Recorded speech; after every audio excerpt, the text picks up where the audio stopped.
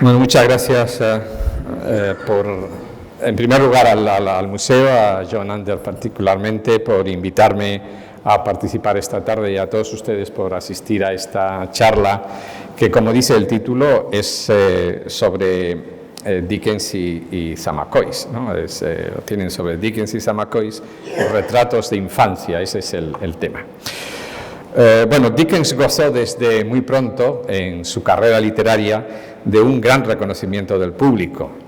Nació en el año 1812 y con apenas 24 años publicó en 1836 este libro que ven, se llamó Sketches de Boz, ¿no? Boz es el alias o seudónimo que usó, y fue seguido de inmediato al año siguiente, 1837, por su primera novela, que son Los papeles póstumos del Club Pickwick, que fue un exitazo, lo lanzó a la fama de inmediato. Es decir, con solo 24 años, bueno, en este caso ya con 25 años, en 1837, se había convertido en un escritor popular que ganaba suficiente dinero como para mantenerse y mantener a una familia que fue creciendo a lo largo de los años. Tuvo 10 hijos y llevó un tren de vida que exigía evidentemente ganar dinero.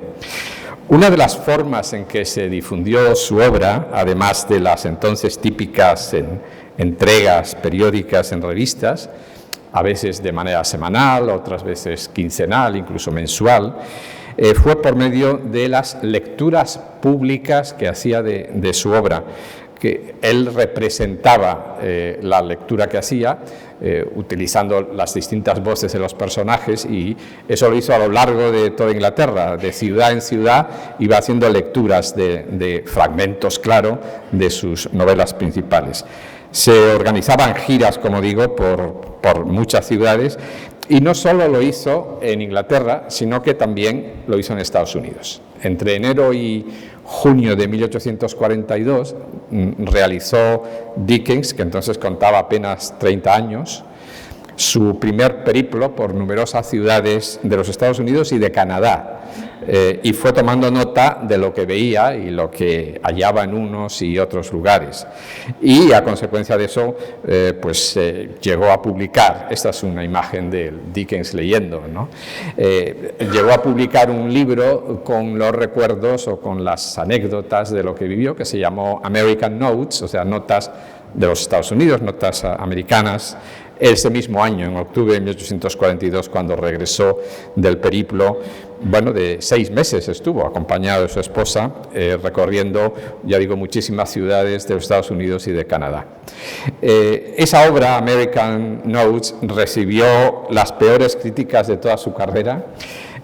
Ningún libro suyo, ni antes ni después, fue objeto de tantos ataques y burlas como este. Y la razón es que Dickens fue recogiendo con fidelidad periodística lo que veía y lo que le pasaba. Y claro, fue a Richmond, fue a Virginia y vio el esclavismo, ¿no? Fue a determinados establecimientos penitenciarios y vio una situación pésima. Él esperaba encontrarse algo mejor que en Inglaterra y no, a pesar de que sus impresiones iniciales fueron muy buenas. Pero además, uno de los temas principales que preocupaba a Dickens y que expuso en las giras que hacía era la cuestión del copyright. Bueno, sus libros se habían hecho muy populares en los Estados Unidos a través del mismo sistema que en Inglaterra, es decir, de entregas periódicas en periódicos y revistas, ¿no? Sin embargo, Dickens no recibía ninguna cantidad por la publicación de sus libros, y claro, se quejó de ello varias veces en público, y eso, como comprenderán ustedes, enfureció a los periódicos norteamericanos, que naturalmente no estaban dispuestos a compartir sus ganancias con el autor. Por tanto, muchos informaron de su viaje, iban informando del viaje por las distintas ciudades a los lectores, y presentaban a Dickens como un hombre preocupado solo por el dinero, que había venido a los Estados Unidos a reclamar sus beneficios, ¿no? Claro, esa versión de Dickens le hizo mucho daño entre el público, que lo veneraban como el autor de Pickwick o el autor de Almacén de Antigüedades o de Oliver Twist, ¿no? porque pensaban qué gran contraste entre la figura amable y sentimental, ¿no?, del autor que habían ido leyendo en sus libros y este otro inglés, codicioso, que venía a reclamar el dinero a los norteamericanos. Bueno, por ese motivo tuvieron que pasar nada menos que 25 años hasta que Dickens se volvió a decidirse a regresar a los Estados Unidos, y ello fue en noviembre de 1867, casi al final de su carrera como escritor, cuando ya era un escritor absolutamente consolidado y había publicado sus grandes novelas. Y la razón principal es que la popularidad del autor, a pesar de esto que acabo de contarles, no había dejado de crecer en los Estados Unidos, y a pesar de que él se encontraba muy débil, tenía solo 55 años, pero era como un anciano posiblemente de 80 o 90 de ahora, tenía muchos achaques, caminaba con dificultad, cuando tenía que subir al escenario le tenían que ayudar, se quejaba durante todos estos meses en Estados Unidos de que le dolía la pierna derecha, bueno, y además porque necesitaba dinero, estaba al final de su vida y había llevado una vida de mucho gasto, y la perspectiva de una gira de lecturas por distintas ciudades norteamericanas le aseguraba buenos ingresos. Así que regresó a Boston, fue donde atracó el barco cuando vino de Inglaterra, y durante 5 meses estuvo en los Estados Unidos, hasta el 22 de abril de 1868. Recorrió un buen número de ciudades, sin embargo su salud, que ya digo que estaba achacoso entonces, no le permitió completar el plan inicial de visitas. Quería ir hasta Chicago y San Luis, que no están tan lejos de la costa este, pero bueno, no pudo. Es decir, su viaje se circunscribió de hecho a ciudades, muchas, porque estuvo prácticamente 6 meses, de los estados de la costa este, ¿no? Sobre todo pues ciudades como Boston y Nueva York, pero también de otras ciudades más pequeñas, en Maine, en Massachusetts, en Connecticut, en el estado de Nueva York, en Rhode Island. O sea, recorrió buena parte de esa región de los Estados Unidos. Y la impresión que tuvo de este segundo viaje fue mucho más favorable que la del año 1842. Llegó a ganar la increíble cifra para la época de 19.000 libras, o sea, una cantidad exorbitante entonces, ¿no? Y una buena experiencia fue, por ejemplo, cuando lo abordó un doctor representante de una asociación para ciegos de Massachusetts y le pidió permiso para hacer una edición en braille de su novela Almacén de Antigüedades, dirigida a los niños de un colegio de ciegos, ¿no? Dickens no solo autorizó la edición, sino que además llegó a pagar $1.700 de su bolsillo para favorecer la edición y que se imprimieran 250 ejemplares en braille de la novela que él regaló al colegio. En Nueva York, como acaba de decir hace un momento John, fue donde Dickens conoció el cuadro de Eduardo Zamacois, recientemente adquirido por este museo y que nos reúne hoy aquí. Claro, el guarda campestre que lo había pintado Zamacois el año anterior, en 1867, apenas tenía 26 años en aquel momento Zamacois, y unos tratantes de arte franceses enviaron el cuadro a los Estados Unidos convencidos de que se vendería bien en el mercado norteamericano, ansiosos siempre por adquirir obras europeas, claro. Allí lo descubrió Dickens, efectivamente, en abril de 1868, y los subyugó de inmediato, posiblemente porque le recordaba a muchos de sus personajes infantiles y a un buen número de dibujos y retratos de niños que habían ilustrado las ediciones de sus grandes novelas. Tanto le atrajo que compró el cuadro de inmediato, como sabemos hoy, el día 17 de abril de 1868. Y pocos días después, 5 días después, el 22 de abril, zarpó de vuelta a Inglaterra, obviamente con el cuadro como parte de su equipaje, ¿no? Llegó a Inglaterra a cabo de una semana, el 30 de abril estaba ya en Liverpool y luego ya se trasladó a Londres, donde vivía. Saben ustedes, pagó por este cuadro $560 de la época y bueno, estuvo en sus manos apenas 2 años porque Dickens fallecería 2 años después, en 1870, con apenas 58 años, pero ya muy enfermo. Bueno, la relación de Dickens con el arte del dibujo y la pintura fue muy estrecha, pues la mayoría de sus novelas, que se publicaban, como he dicho, por entregas mensuales o quincenales, etcétera, se ilustraban entonces con dibujos y retratos alusivos a las escenas que narraba el autor. En muchos casos se produjo una colaboración directa entre Dickens y los ilustradores, y aquí les he puesto los nombres de los tres principales. El primero, que muere muy pronto, en abril de 1836, cuando Dickens está escribiendo los papeles póstumos del Club Pickwick, es Robert Seymour, era muy conocido en la época. El segundo, George Cruikshank, ilustra muchas obras, luego veremos ilustraciones. Y el tercero, Hablot Knight Brown, es conocido por el seudónimo Fizz, también es uno de los más habituales ilustradores de la obra de Dickens. Iré mostrando sus obras a lo largo de esta charla. La propia infancia de Dickens es la fuente de muchos de sus personajes y de sus obras, y me referiré a ella a medida que comente algunas de las obras más significativas. Pero les voy a situar en el momento en el que Dickens deja la escuela a una edad muy temprana. Dickens no puede ir a la universidad, sus padres no se lo pueden permitir, y Dickens deja la escuela a los 15 años, en 1827, y entonces empieza ya a trabajar. Como chico de los recados al servicio de unos abogados, y luego debió aprender taquigrafía porque lo contrataron como taquígrafo en una dependencia legal dedicada al derecho civil.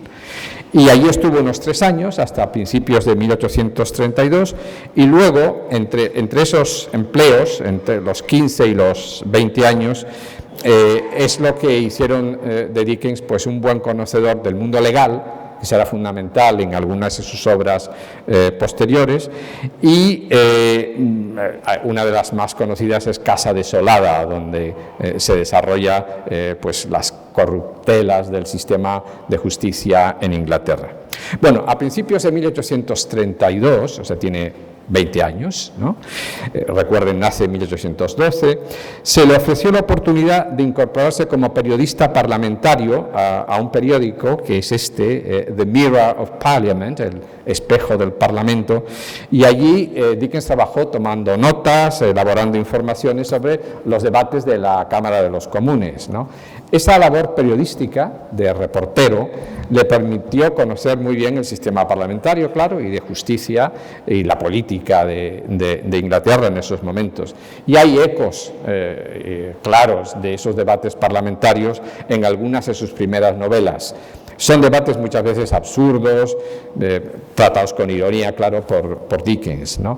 Donde pues, hay mucha retórica vacua, muchas palabras que no significan nada, o sea, imitando, ya digo, el lenguaje parlamentario, ¿no? Así ocurre, por ejemplo, con algunas de esas primeras novelas, como Pickwick o Nicholas and Nickleby. Hablaré de ellas en un momento. Bueno, el trabajo de reportero parlamentario le fue dando a conocer en los medios periodísticos de Londres, donde se hizo proverbial su certero uso de la taquigrafía, que le permitía reproducir fielmente los discursos que se pronunciaban en la Cámara de los Comunes. Y debido a ello, en agosto de 1834, acepta la oferta de ese diario muy importante, The Morning Chronicle, para trabajar en él, y ya ahí le daban un buen salario, y su trabajo no se restringía solo a las crónicas parlamentarias, sino que podía escribir sobre otros temas. Y por esa época había comenzado ya a publicar de forma anónima unos pequeños apuntes costumbristas, los que se llaman sketches, ¿no? En una revista llamada Monthly Magazine, ¿no? La revista mensual, utilizando a partir de agosto de 1834 un seudónimo, que es Boz, B-O-Z. Desde el primer empleo como chico de los recados hasta esta dedicación parlamentaria, pues Dickens tuvo, y eso lo hizo a lo largo de toda su vida hasta que muere prácticamente, se dedica a recorrer las calles de Londres, desde los barrios más elegantes hasta los más míseros, ¿no? Donde la gente se moría de hambre, ¿no? Y sin duda esa época juvenil y ese conocimiento directo de la realidad social de la ciudad en la que vive es fundamental para comprender la evolución de su obra. De hecho, los sketches que publica con ese seudónimo de Booth son estampas en las que se reflejan diversos aspectos de la realidad de la ciudad. Son de irregular calidad los sketches, hay unos que son muy buenos y otros que son bastante mediocres, ¿no? Pero en muchos de ellos se puede ver la genealogía o la génesis incluso de algunas de sus novelas, las historias de sus novelas posteriores, ¿no? Y reflejan tanto el día como la noche de la ciudad, con todo lo que eso significa, ¿no? La vida nocturna, los bajos fondos, la corrupción, la prostitución, etcétera, ¿no? A petición del director de otro periódico, el vespertino Evening Chronicle, es como, usando ya ese seudónimo de Booth, publica algunas de las estampas en febrero del año siguiente, 1836, que ven la luz, y esa es la portada. Y no lo verán desde ahí, pero ya les digo que el nombre está aquí abajo, de las Sketches by Booth pone, y el nombre del ilustrador es George Cruikshank. No sé si lo pueden ver. Es uno de los que antes les mencionaba. O sea que desde el primer libro del año 36, como digo, aparece la colaboración con Cruikshank. Estamos ya viendo algunas de las ilustraciones de ese primer libro. Esta es una de las cenas públicas de caridad y aquí vemos la entrada de este grupo de niños acompañado de estos orondos señores que son autoridades, y en medio de ellos está curiosamente esta figura, ¿no? Este que está ahí, ese joven, es Charles Dickens, ¿no? Que está pues eso, acompañando a estos señores que llevan a los niños pobres pues a cenar. Es una cena de caridad, ¿no? Y hay evidentemente otros, ¿no? Aquí encontramos el empleado pobre que, como ven, está leyendo, trabajando o leyendo el periódico mientras come, ¿no? Es una de las escenas características de algunas de sus novelas, pero esto es todavía un sketch, o sea, un apunte, ¿no? Muy primerizo, ¿no? Y este otro pues es una escena de un bautizo, pero vean las caras, ¿no? de los personajes, ¿no? Obviamente son caricaturas, ¿no? El bautizo en Bloomsbury. Estos son ilustraciones todas de Cruikshank de las narraciones de Dickens, que se publican como libro. Antes le mostré la portada, en 1836. Apenas 2 días después de publicar ese libro, que resultó un éxito inmediato, Dickens recibió la propuesta de un editor, William Hall, para escribir una historia, fíjense qué curioso, una historia que era un conjunto de episodios más bien, en capítulos mensuales, destinada la historia a ilustrar la publicación de ciertas ilustraciones de un dibujante, no al revés. No es que el dibujante ilustrara una historia, sino que el dibujante era muy conocido, era Robert Seymour, y él había dibujado, ¿no? Había creado unos dibujos de unas escenas campestres y le pidieron a Dickens que escribiera algo alusivo. Entonces es una serie de episodios y así nació la novela Los papeles póstumos del Club Pickwick. La primera entrega, eran entregas mensuales, es del 31 de marzo de 1836, aquí se refleja el título completo de la obra, etc.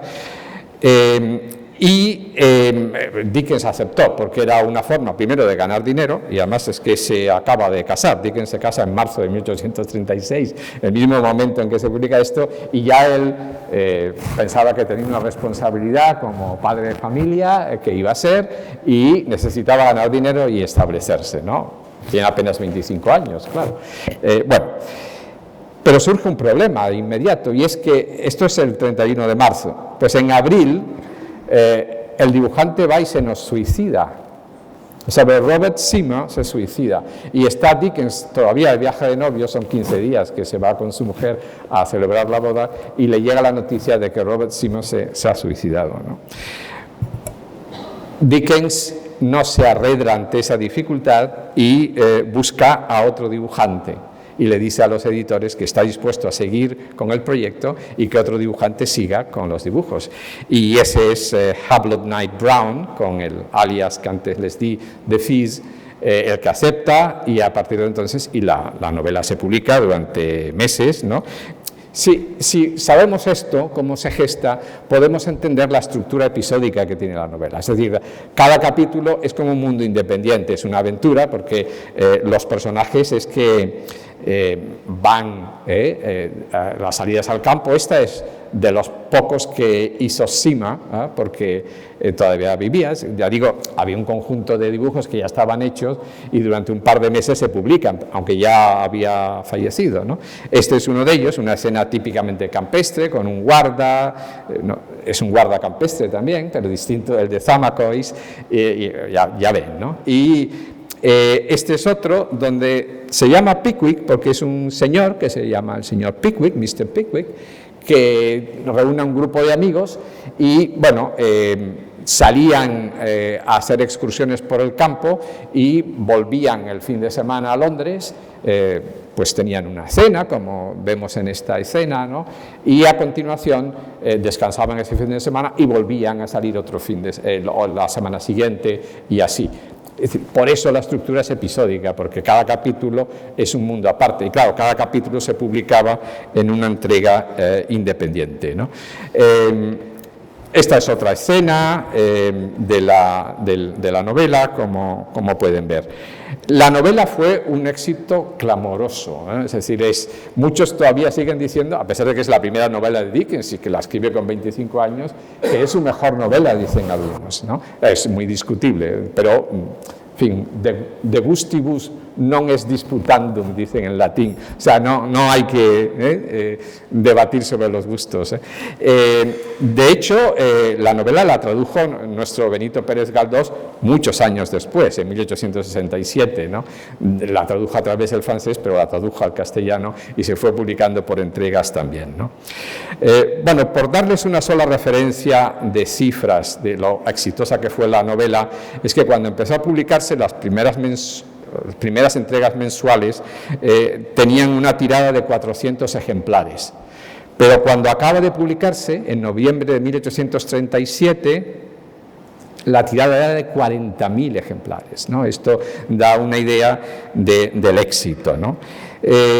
La novela, perdón, voy a volver para no adelantar. La novela se estructura en una serie de viajes, bueno, ya esto lo he contado, y no aborda lo que luego encontraremos en Dickens habitualmente, que son los problemas sociales y económicos de la época, ¿no? Es un mundo muy amable, ¿eh? Es un mundo que se da entre 10 y 15 años antes de que se publique la novela, es decir, estamos prácticamente en la primera, segunda década del siglo XIX, entonces aún no se ha producido ni siquiera el impulso de la revolución industrial, no hay huelgas, en fin, es un mundo muy similar al mundo rural de las novelas de Jane Austen, por ejemplo, ¿no? Es decir, que es ese mundo amable, ¿no? Bueno, el gran contraste se produce evidentemente entre esta primera novela y la segunda, que es Oliver Twist.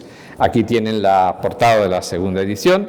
Oliver Twist se compone y se publica paralelamente a Pickwick, porque mientras van saliendo las entregas mensuales de Pickwick, van saliendo también las entregas mensuales en otra revista, en Bentley Magazine, de Oliver Twist, ¿no? Y en ella ya sí que se ve el mundo de la explotación capitalista. Es una novela con mucho melodrama. Yo creo que todos ustedes están familiarizados con la historia del pequeño huérfano de Oliver, ¿no? Y hay pues muchas lágrimas, mucho dolor, también hay algunas alegrías y recompensas. Y en ese momento, entre 1840 49 y 1850, en que ve la luz, años después, David Copperfield. Estos son los puntos, ¿no? Estoy hablando pues de 1837 en este caso, hasta pues unos 10, 12 años después, publica una serie de obras muy parecidas en enfoque y también muy melodramáticas en las historias, ¿no? Son las que tienen en la pantalla. Oliver Twist, tienen aquí las fechas, ¿no? Entre 1837-38, ya digo, porque se va secuenciando, ¿no?, en mensualidades.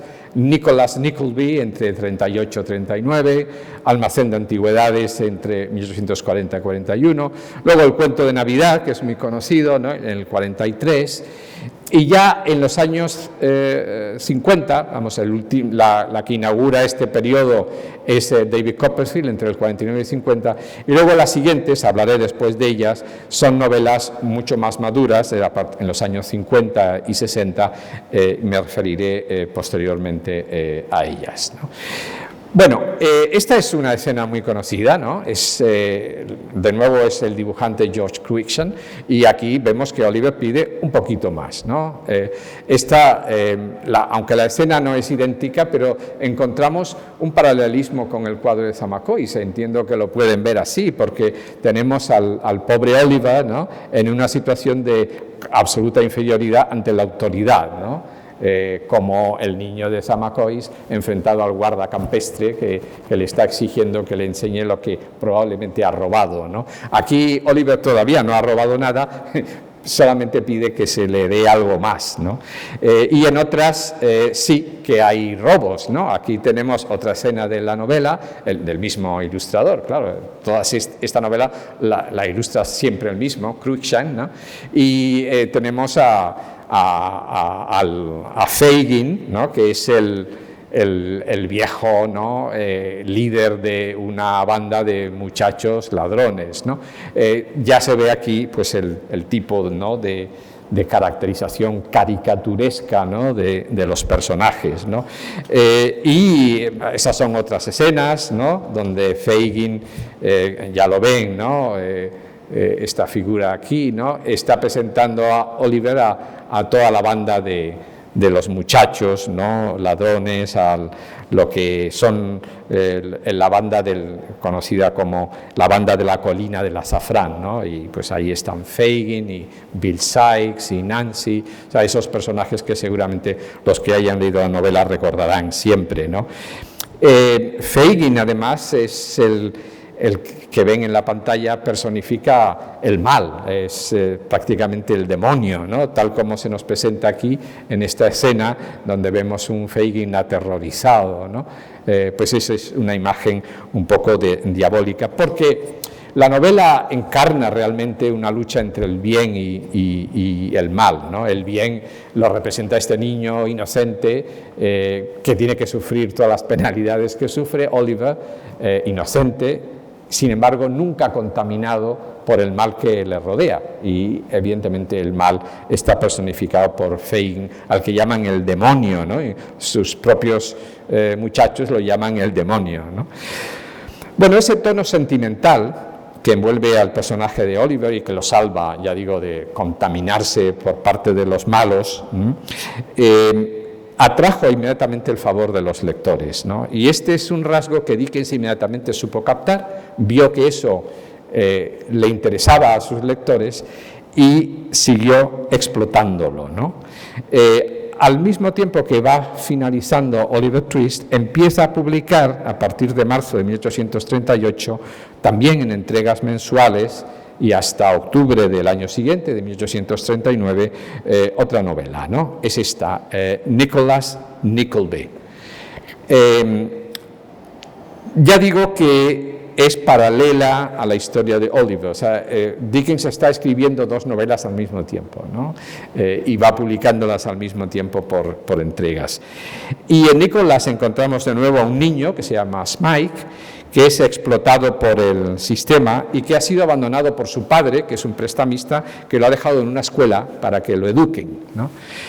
Pero, claro, ¿cómo lo educan, no? Porque lo que encontramos en la novela es un ambiente pues francamente terrorífico, ¿no?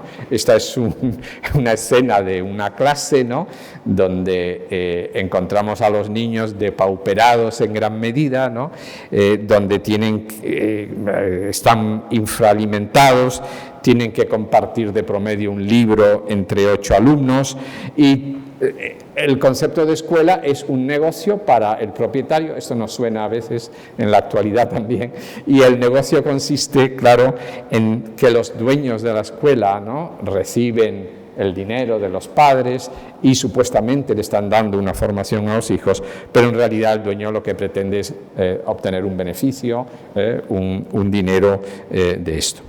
El peor de todos es el maestro, ¿no?, que se llama Squeers. Ahora vendré a esta, ¿no?, que maltrata a los niños, que les enseña a través de un sistema de prácticas, y las prácticas consisten en cosas como limpiar las ventanas, cuidar el jardín, atender a su caballo, al del maestro, recoger agua para lavar, etc. O sea, los niños son tratados prácticamente como esclavos, hasta que llega a la escuela Nicholas Nickleby, ¿no?, que es el que ejerce el castigo, el que le propina un castigo al maestro. Entonces Nicholas es el que está aquí con ese garrote, y el que está siendo objeto del castigo es el maestro Squeers, ¿no?, ante la sorpresa, el estupor y también la alegría de algunos de los niños, ¿no?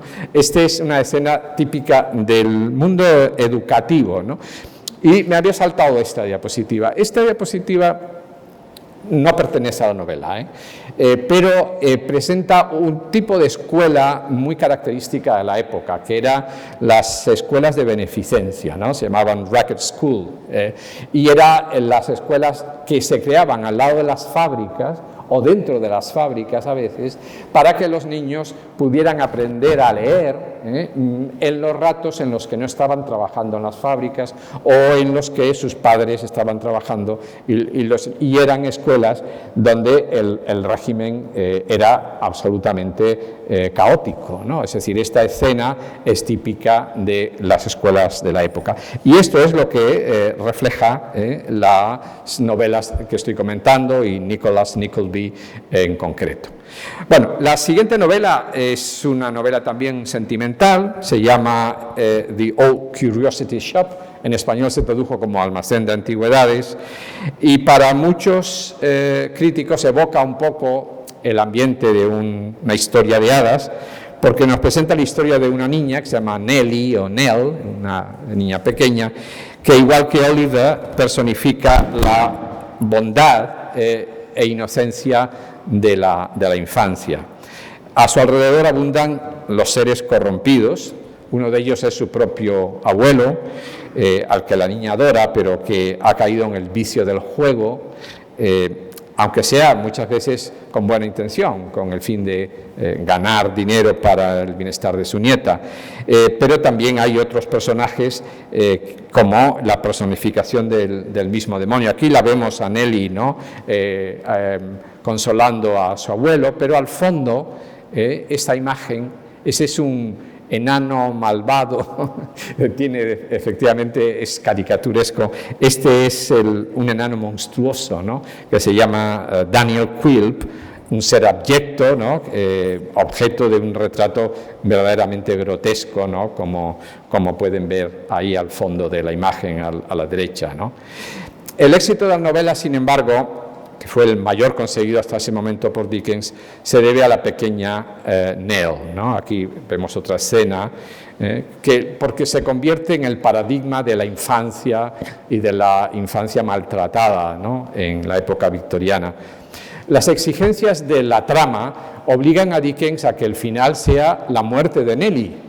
Es inevitable, y además lo vemos venir, pero lo veía venir todo el mundo, todos los lectores, que empezaron a escribirle a Dickens diciéndole: no la dejes morir, sálvala.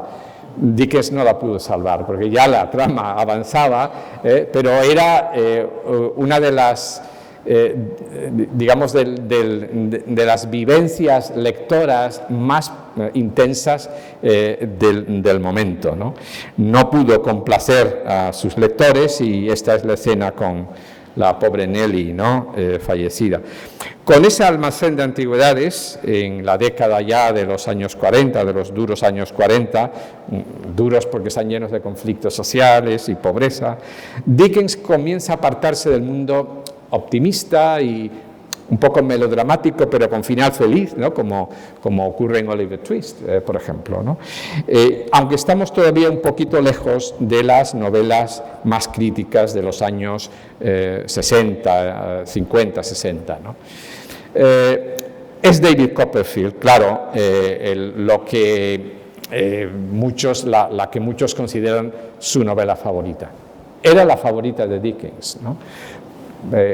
Que sea la mejor novela, pues eso es muy discutible y hay otros que prefieren Oliver Twist, otros que prefieren, como dije antes, los papeles del Club Pickwick, otros que prefieren Grandes Esperanzas, otros prefieren Casa Desolada. Bueno, hay mucho donde escoger, ¿no? Es evidente que aquí ya el autor ha alcanzado una madurez en su arte narrativo difícilmente equiparable a la producción anterior, ¿no? Aquí sigue siendo la educación y la infancia una parte fundamental de la novela. No en vano suele calificarse la novela con un término técnico alemán que es Bildungsroman, ¿no? Que significa novela de aprendizaje. Es donde el héroe, el protagonista, va avanzando a lo largo de la trama y se va convirtiendo de niño en adulto, ¿no? Y esto es lo que pasa con David. Además, en este caso, por primera vez, Dickens le da la palabra al personaje. Es una novela narrada en primera persona y muchos han creído, muchos críticos también y biógrafos de Dickens, han creído ver en muchas de las cosas que narra el propio David que es el autor, Charles Dickens, el que está hablando, ¿no? Y si miramos las iniciales, ¿no? Charles Dickens es CD, ¿no? Y David Copperfield es DC. Dicen, es una transposición, ¿no? Y a veces se citan declaraciones del propio de David Copperfield como si fueran del autor, ¿no? Esta es una escena de la infancia. Vean que ahora los dibujos son de Fizz, ¿no? Que es el Hublot Knight Brown, que mencionaba antes, ya no son de Cruikshank. Y esta es una escena de David con su madre, que acaba de tener a un bebé, su hermanastro, ya sabemos que el padre de David ha muerto, en fin, es esa historia, ¿no? Esto es cuando David conoce a la familia de los Peggotty, ¿no? Que lo tratan con enorme cariño y son muy peculiares, ¿no? Y esto es una escena que no pertenece a la novela, y vean que además el dibujo es muy diferente, ¿no? De estilo y de trazado, porque esto evoca la infancia de Dickens, ¿no? Dickens, cuando apenas tiene 12, 13 años, sus padres tienen que ingresar en prisión. Entonces había prisión para los deudores, o sea, tú tenías una deuda y te mandaban a prisión, pero no solo iba a prisión el que debía, sino toda su familia. O sea que al padre de Dickens lo meten en prisión, en Marshalsea, y le acompaña a su mujer y sus hijos, y Dickens se libra porque se queda trabajando en una fábrica de betún. Fue una humillación terrorífica para Dickens, porque él estaba en el escaparate de la tienda donde vendían el betún para el calzado, y a través de la ventana todo el mundo que pasaba se fijaba que había un niño poniendo etiquetas en los botes de betún, ¿no? Lo maltrataban, o sea, era un niño de 12, 13 años, y eso se narra en David Copperfield. Y David pasa por esa experiencia, no en una fábrica de betún, sino en una fábrica que embotellaban un líquido, ¿no? Y entonces a David lo que le pasa es que trabaja ahí también poniendo etiquetas a las botellas, ¿no? Bueno, Todo eso forma parte de la infancia de Dickens y se ve característicamente en la novela, en David Copperfield. Esta es otra escena de la escuela, Salem School, es donde va David Copperfield, y es una imagen, dicen los críticos, de la academia a la que asistió Dickens hasta los 15 años, la Wellington Academy. Y aquí vemos a un personaje muy característico de las novelas, que es Steerforth, ¿no?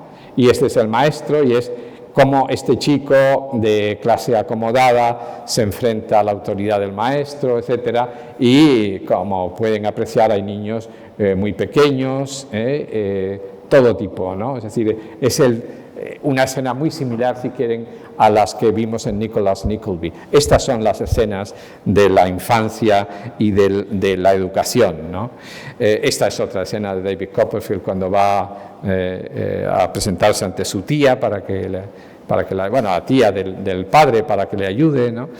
En fin, bueno, los últimos años, los últimos 20 años de la producción de Dickens, hoy quiero ir acercándome al final, pero quiero mencionar todavía un par de obras al menos, son esas novelas que vemos, ¿no? Son novelas estructuralmente mucho más trabajadas, es decir, son novelas en las que ya no encontramos la estructura episódica, con episodios que muchas veces no están conectados de las novelas primeras, sino que Dickens, cuando se empezaba a trabajar en una novela, a escribirla, tenía un esquema ya completo de lo que iba a ocurrir, de cómo enlazaban unos capítulos con otros, cómo avanzaba la acción, y son las novelas de los años 50 y 60, ¿no? Casa desolada es una de las más características, no es especialmente una novela sobre la infancia y no habla de ellas, pero sí hablaré brevemente de Tiempos difíciles y de La pequeña Dorrit en un momento. Historia de las ciudades es una novela histórica muy interesante sobre la Revolución Francesa, y luego Grandes esperanzas en los años ya 60, Nuestro común amigo, y la novela inacabada de Dickens, El misterio de Edwin Drood. Dickens murió cuando la estaba escribiendo, nunca la pudo acabar, ¿no? Bueno, en estos años también Dickens empieza a escribir mucho, como había hecho al principio para periódicos, pero ahora funda sus propios periódicos. Este es uno de ellos, que funda en el año 1850, por eso digo que son estas dos últimas décadas de su vida. Household Words es un periódico que aparece semanalmente, lo leen ahí, Weekly Journal, es el periódico semanal, y hay otro que es All the Year Round, que lo crea también y lo dirige él hasta su muerte, aunque el periódico semanal también se sigue publicando hasta el año 1895, pero Dickens muere en 1870. Y en él Dickens escribe sobre muchos temas sociales. Escribe sobre las mujeres madres solteras, apoya a movimientos para acoger mujeres descarriadas en el sentido tanto moral como en el sentido de abandonadas, familias desestructuradas, madres solteras, etcétera, todo ese tipo de cosas. También de ayudas a la infancia, es decir, Dickens en todos estos, en los dos periódicos que acabo de mostrar, escribe sobre estos temas desde un punto de vista periodístico o sociológico, y se compromete muy directamente con los sectores más desfavorecidos de la población. Es decir, no solo es un novelista que narra en sus novelas esas historias, sino que es muy consciente de la realidad y apoya todo esto. Una de las novelas más características de este periodo es Tiempos difíciles, claro. Tiempos difíciles, han dicho muchas veces, es una novela del modelo industrial. ¿Por qué? Porque habla de huelgas, aquí encontramos obreros, encontramos sindicalistas, pero también es una novela de la infancia y de la educación, porque hay niños, y hay el señor, ahora veréis el personaje, ese es el señor Gradgrind, es el capitalista típico, el capitalista, podríamos decir, salvaje, que dice, lo que nos interesa es producir, lo que nos interesa es el número. Y los niños lo que tienen que aprender son números y son hechos, nada de fantasías, nada de teatro, nada de circo, nada de eso, ¿no? Todo eso son fantasías. Los niños tienen que hacer otras cosas, y es aprender a vivir en una sociedad muy competitiva. Y estos son los referentes fundamentales desde el punto de vista filosófico, ideológico de la época. No los que sigue Dickens, sino sobre los que Dickens escribe Tiempos difíciles. Jeremy Bentham es un filósofo que habla sobre todo de la organización social, diciendo que la organización de una sociedad debe seguir los principios de las ciencias físicas y matemáticas, ¿no? Ya pueden imaginarse lo que eso significa, cómo se puede traducir eso, ¿no? Es decir, que debería la sociedad estar encaminada a satisfacer las necesidades de acuerdo siempre con los intereses de la comunidad sobre los del individuo, y por tanto la atención individualizada en la educación o la infancia no le interesaba a Bentham, ¿no? Adam Smith es el prototipo del capitalista laissez-faire, de un capitalismo libre o salvaje, y Malthus es el que predicaba el control de la población con fines meramente productivos. Sí, había que organizar la procreación en la sociedad con el fin, pensando en el objetivo final de la producción, ¿no? Bueno, voy a pasar sobre Tiempos difíciles, porque esos son los principios que los ilustran, y voy a hablar de esta novela, La pequeña Dorrit, que se publica también en entregas entre 1856 y 1857.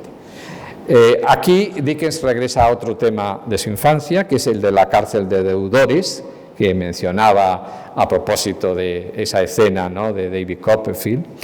El escenario central de la narración, donde transcurre la mayor parte, es una cárcel, la cárcel de Marshalsea, donde se habían internado al padre de Dickens y a sus hermanos, ¿no?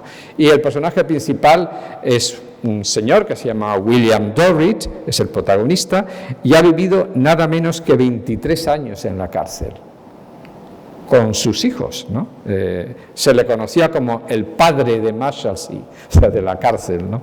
Y a través de él y de la pequeña Amy, que es esta que ven más cerca en las puertas de la prisión, y de su hermana Fanny y de su hermano Tip, pues nos presenta Dickens un panorama oscuro, deprimente, sobre las consecuencias de la pobreza, la ineficiencia, la burocracia gubernamentales, incapaces de atajar los males que conducen a esta situación, a que los niños formen parte de la prisión donde están sus padres, ¿no? El autor se vale de esta situación para mostrarnos cómo la pobreza e incluso la riqueza, porque al final los Dorrit prosperan, ¿no?, y sale de la cárcel, ¿no? Influye, cómo todos estos elementos influyen en los seres humanos. Y aquí hay obviamente un Dickens de un realismo psicológico más profundo que el Dickens de Oliver Twist o de las primeras novelas, ¿no? Realmente lo que aquí se nos presenta es simbólicamente la presencia del mal social, ¿no? Por ello, La pequeña Dorrit es un alegato fundamentalmente político, ¿no? Aunque Dickens no es un escritor político, y los fallos del sistema que ya se denunciaban en las primeras novelas, como digo Oliver o Nicholas Nickleby, etcétera, aquí no desaparecen al final. Es decir, no es como en las primeras novelas en que todo se resolvía con un final dulce y digamos que rosa, ¿no? No. Aquí el final es un final feliz, sí, pero no es un final idílico. Es decir, la bondad no lo resuelve todo. Es decir, lo que queda es la sombra alargada de la desesperanza, ¿no? No hay una perspectiva de cambio del sistema, solo el pequeño consuelo de que los individuos buenos y generosos ayuden a los demás prisioneros a sobrellevar su encarcelamiento en Marshalsea. Y bueno, finalmente hay una novela que antes mencioné y que tiene como protagonista a un niño y joven que es Grandes Esperanzas, ¿no? Para mi gusto es su novela más importante, pero es un gusto particular, y ya sabemos que hay otros, muchos favoritos, ¿no? Pero no voy a hablarles hoy de ella, ¿no? Y me temo que es, y siento el anticlímax, claro, porque acabo de decir que para mí es la favorita y luego no hablo nada. Bueno, no solo es porque he consumido el tiempo, son las 7:30 y me habían pedido que no hablara más de 45 minutos aproximadamente, y ya los he sobrepasado, sino además porque esta es, Grandes Esperanzas, la única novela de Dickens que tanto en su publicación por entregas como ya en forma de libro, porque primero se publicaba, como digo, en entregas semanales o mensuales, si fuera el caso, y cuando ya se habían completado, entonces se publicaba como libro. Y de esa manera, digamos que el autor obtenía más beneficio, porque si aquellos que querían tener el libro encuadernado como un volumen, pues lo compraban después de haber ido comprando el periódico todas las semanas o todos los meses, ¿no? Bueno, pues es la única que no tiene reproducciones, no tiene ilustraciones. Y como esta charla de hoy está basada, como han visto ustedes, en las ilustraciones de la infancia y de la educación en las novelas de Dickens, aquí no se las puedo enseñar porque no se hicieron.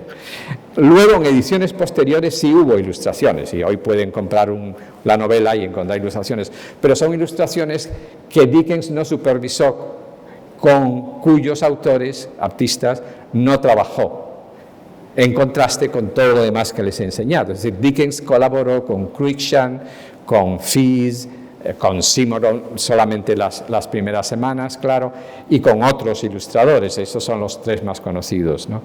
Bueno, válgame esta razón para no abordar esta novela hoy, en que he pretendido, como digo, acercarles a ustedes al mundo de la infancia y la educación a través de las ilustraciones, ¿no? Todo ello, como hemos dicho desde el principio, en homenaje a Eduardo Zamacois, que, bueno, este museo se enorgullece de tener colgado entre sus paredes, en la planta superior, como saben, ese cuadro del guarda campestre que pasó por las manos de Dickens, el cuadro del que Dickens se enamoró en Nueva York, lo compró y se lo llevó a casa en su viaje de regreso a Inglaterra. Eskerrik asko.